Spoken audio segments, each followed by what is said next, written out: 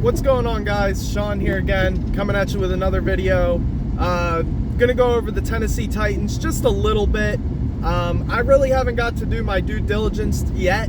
I'm probably gonna do a little more tonight, but I did go over a couple things on Twitter. I went to a couple other YouTube channels that I follow. Gonna shout out Jimmy on the Road to Victory. Check him out if you haven't already.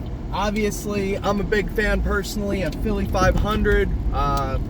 He does a great job every day with content. Philly Mike, love Philly Mike. Get good stuff from Philly Mike all the time. Every once in a while, you get an exclusive interview with Dave Spadaro. That's always fun. Check out Philly Mike as well. All these guys are on Twitter and YouTube. I'm pretty sure that everything's the same. I'll try to link it below if I can. Or I'll come back in the comments later and throw some links. But anyway, let's get into just a quick little breakdown. You know, I don't want this to run too long. Basically about the Tennessee Titans. So everybody's been saying all year, you know, you got to be able to stop the run. You're going to have to be able to stop King Henry, yada, yada, yada. And you're absolutely right. If he catches fire early in this game, it's going to be a very, very long night for the Eagles.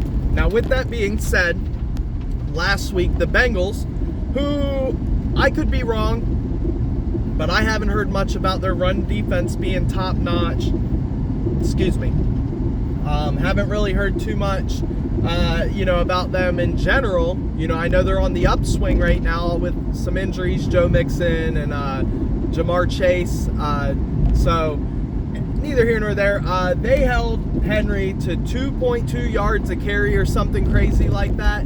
I think essentially what they did, they just stacked the box until they couldn't stack it no more and just basically said, let your outside receivers win. You know, we feel better about our corners in coverage than we do about leaving King Henry with less than 8 men in the box. And I think that's it. I think that's how you beat the Titans. Why some teams can't seem to understand that, maybe they just don't have the power or the weight in the middle to be able to stop someone like that. But I think the Eagles' game plan should be exactly the same. You have two of the best outside corners in the game right now. And yeah, at safety, slot corner, you've got some question marks and stuff. You got to be able to cover these tight ends. They got two tight ends that are starting right now and playing pretty well. Swaim, who used to be with Dallas, if I remember correctly, and Austin Hooper, formerly with the Atlanta Falcons. Both guys that can get it done. Have proven success, you know, obviously not world breakers, but they will make you pay. So our safeties are going to have to be careful with that. Our middle linebackers, or linebackers in general, are going to have to be careful with that. But I'd rather that. I'd rather get beat on a play here and there by them than give Derrick Henry the chance to get in a rhythm. Because once he gets in a rhythm, it's, like I said, it's all downhill from there. Offensively, they are very subpar outside of Derrick Henry. They do not have a lot of stats. I think they were 28th in total offense or something like that. High 20s, not great. Obviously, the past couple weeks, I got a friend of mine who's a Titans fan. Went ahead and slid him a message and asked him, you know, what about the last couple weeks? I know the stats tend not to always tell the whole story.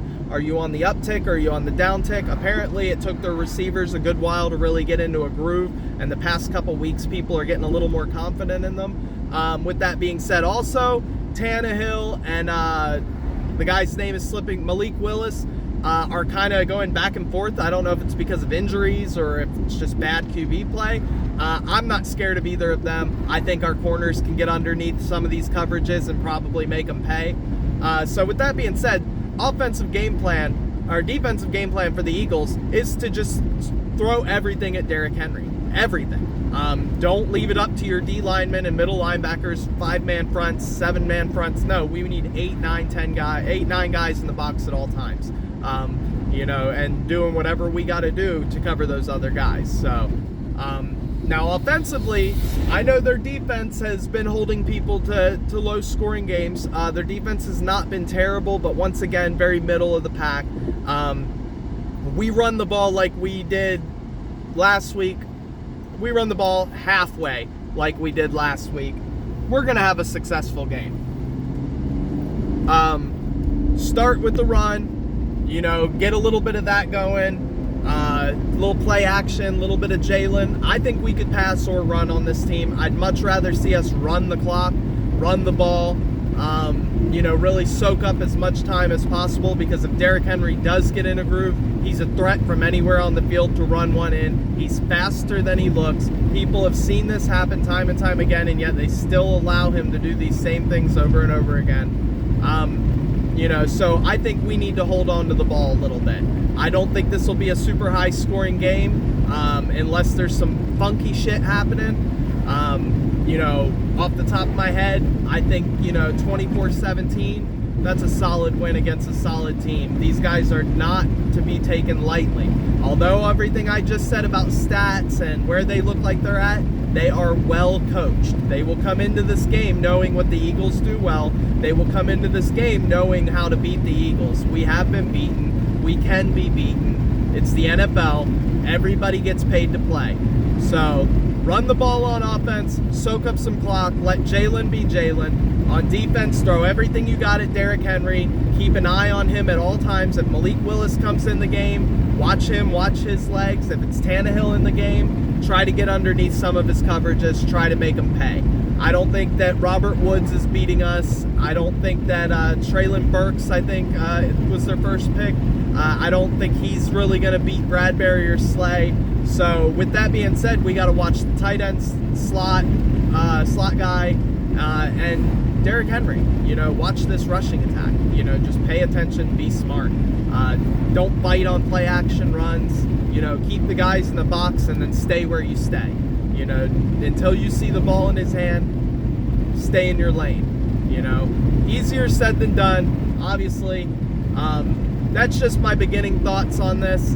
Gonna have a little bit more as the week goes on. Probably gonna drop another video tomorrow morning, more than likely. But all in all, I think it's a winnable game. They don't really have any one guy that sticks out as someone who's unstoppable, someone who it's going to be the biggest challenge in the world to beat. Yes, Derrick Henry is a top 5 running back.